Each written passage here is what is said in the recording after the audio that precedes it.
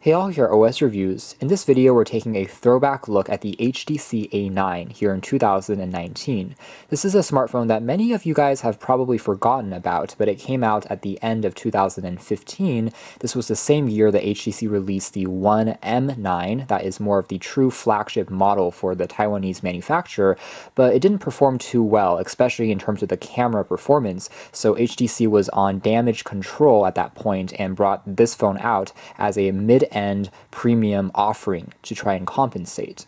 Well, in terms of the design, it's noteworthy for being very close in resemblance to Apple's iPhones at the time, the iPhone 6 and the 6S in particular, which are made out of the same aluminum with the curved edges, even the placement of the ports on the bottom, in addition to just the antenna bands in general. Of course, HTC's argument is they were the first to make premium metal phones, and that is true, but the overall body and shape of the A9 definitely bears a resemblance, something that many consumers did not appreciate at all at the time and thought it was the start of the downhill story of HTC. And in some aspects, that's definitely true. HTC now has a market share below 1% in the United States, which is just sad compared to their glory days where they had a dominance with Windows mobile smartphones and brought out the first Android phones. Because of its resemblance with the iPhone, I think a lot of people wrote off the A9 at the time and didn't even give it any consideration. On the left, we have the U series, which are the latest HTC smartphones made out of a very shiny glass.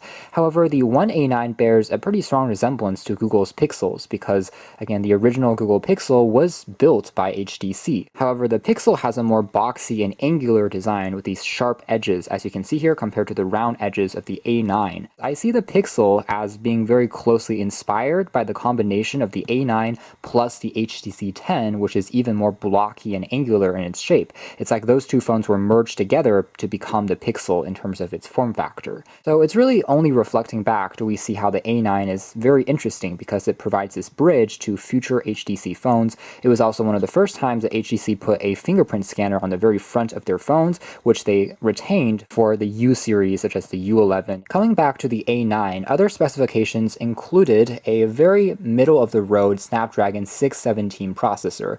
It's octa-core, but it's nowhere near as fast as today's Snapdragon 625 or the 660. It does have 3 GB of RAM, however, which was actually pretty good in 2015 and still holds up all right here in 2019. Again, the processor is no longer blazing fast. We see a little bit of choppiness here and there, but all in all, it's still functional. It also includes a 13-megapixel camera on the back that came with optical image stabilization and a dual-tone LED flash, which was, at the time, much better than the sensor found in the One M9. It has since been upgraded to Android 7.0 Nougat. It also features the typical NFC, GPS, Bluetooth, Wi-Fi, 4G LTE, although the battery performance was a disappointing element of the phone. It had only a 2,150 mAh pack, which is absolutely tiny, even in 2015 standards, and it does come with Qualcomm's Quick Charge 3.0, but it's still a pretty disappointingly small battery. On the edge, we actually have 2 slots, one which is for the SIM card and one which is for the micro SD card.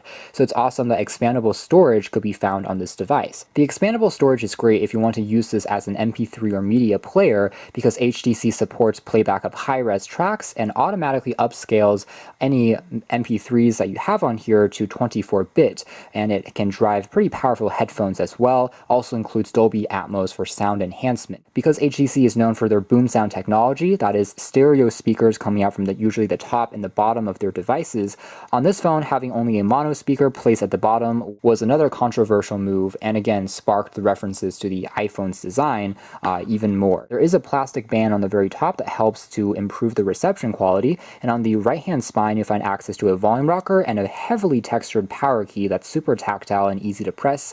You also have access to all the gestures like double tap to wake, as well as an ultra-fast fingerprint scanner that still works really well. One of the reasons why the A9 wasn't a huge success was probably because of the price. It was sold for over $400, which as a mid-end smartphone was definitely pricey. With that being said, because of HTC's dwindling popularity as well as the device not being remembered too fondly, it now sells for very cheaply online. If you look on Amazon or eBay, it can be picked up for under $50. This is a full HD AMOLED display display, which was also quite unusual for HTC because they were more known for Super LCDs, IPS panels. This was one of their first AMOLED displays that they used. It's very vibrant, punchy, and offers wide viewing angles and saturated colors. Sense UI on top of Android is also fairly light and unobtrusive. It used to be one of my favorite launcher experiences. While this isn't 100% true anymore because stock Android has improved so much and Sense has remained pretty static due to a lack of development, it still looks quite clean. I really love HTC's widgets like their clocks found on the early days of Windows mobile smartphones from HTC. There's also a main widget on the home screen here that can sort through your commonly used apps based on where you are. So right now we are outdoors and I have these as my common apps, but I can also change the profile to be at home or at work, and that will change the saved apps that are displayed in this box. Otherwise, all the latest kind of Google services have been fully updated on this device, so you can still access things like Google Assistant just by long holding and doing a quick intelligent voice search. And the same thing goes with installing the latest games and titles from the Play Store. Rest assured, all of the games can still be played as well as downloaded without any problems.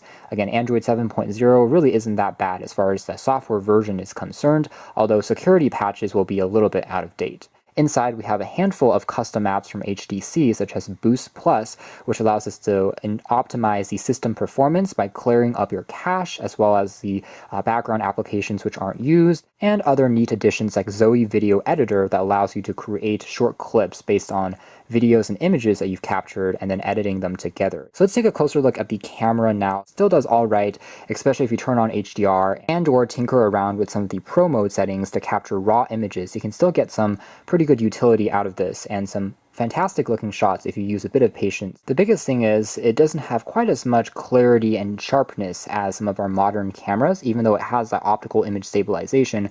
Part of that might be due to the slightly lower resolution of the lens, but if you zoom in, you can see, especially if you are moving slightly, the shots can still be not as fantastic as we have come to expect.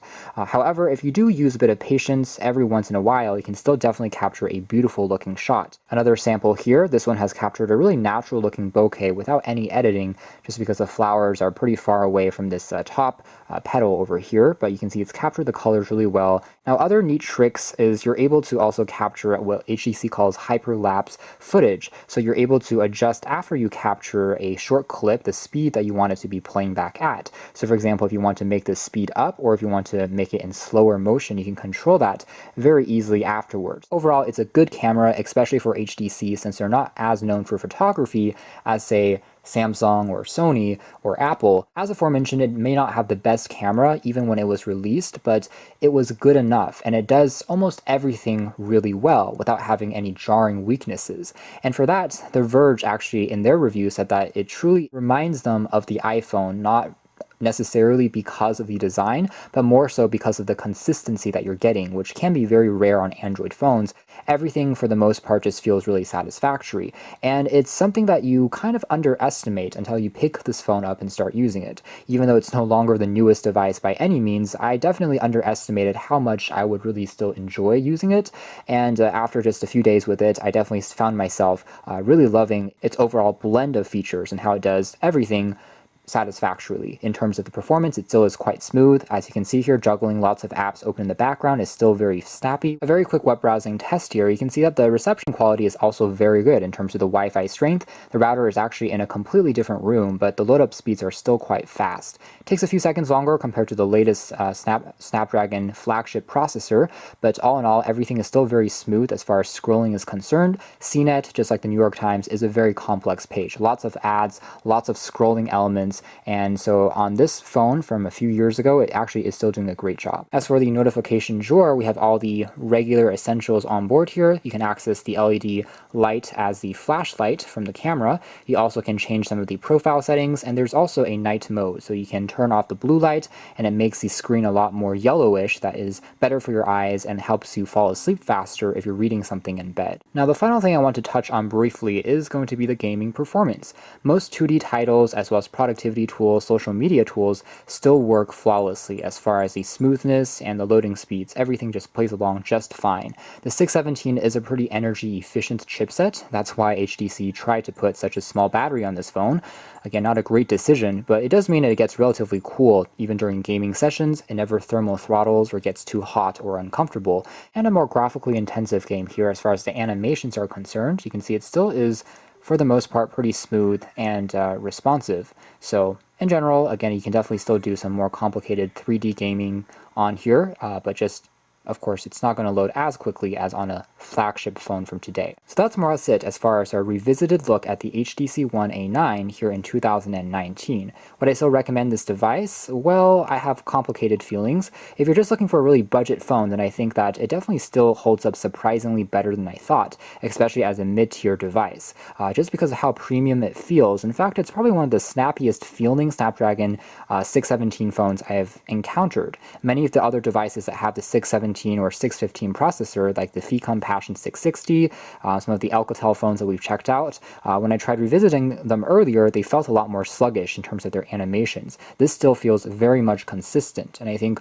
part of the reason is because of HTC's 3 gigs of RAM, which is more than the competition. Back in 2015, 2 gigs was a lot more common. Sure, it doesn't have the best camera, nor does it have the best speakers anymore, but as a whole, it still has a great mix of features and an awesome feeling in the hand that makes it just a very consistent performer that doesn't have any glaring weaknesses, which is, again, something that's often underestimated. Some may say that it's the start of HTC's downhill spiral in terms of losing more and more market share by not having enough differentiating features, but to be honest, I think it's a more interesting phone than that. It's surprisingly well-rounded, and if you examine HTC's design history in a bit more detail, you'll start to notice some of the smaller similarities between this and phones that came afterwards, like the Google Pixel as well as the HTC 10. So in many ways, the One A9 was ahead of its time in terms of giving you a super solid construction quality that lived on many other HTC-built phones in the following years. But anyways, you can check out more details about the One A9, the links down below.